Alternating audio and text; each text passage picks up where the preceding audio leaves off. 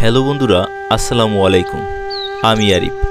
আজকে আসছি বরিশাল জেলা সদরের কাশীপুরে অবস্থিত বরিশালের বিখ্যাত জায়গাগুলোর মধ্যে অন্যতম লাখুটিয়া জমিদার বাড়িতে। এটি বরিশাল শহর থেকে ৮ কিলোমিটার উত্তরে অবস্থিত।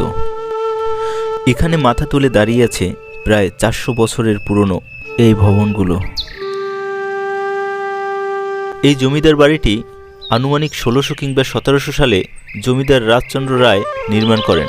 তবে এই জমিদার বংশের মূল প্রতিষ্ঠাতা ছিলেন রূপচন্দ্র রায়। বর্তমানে এখানে তাদের কোনো উত্তরসূরি নেই। এখানে শেষ জমিদার ছিলেন দেবেন রায় চৌধুরী। পরে তিনি সপরিবারে ভারতের কলকাতায় চলে যান এবং সেখানেই তিনি মৃত্যুবরণ করেন। আজ সেই জমিদার বা জমিদারিত্ব কিছুই নেই, শুধু পড়ে আছে শত বছরের পুরনো জরাজীর্ণকর দেয়ালগুলো।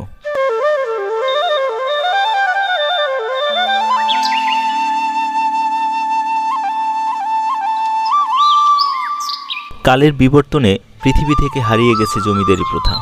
তাই এই জমিদারদের রেখে যাওয়া স্মৃতিটুকু রক্ষণাবেক্ষণের অতীবই প্রয়োজন।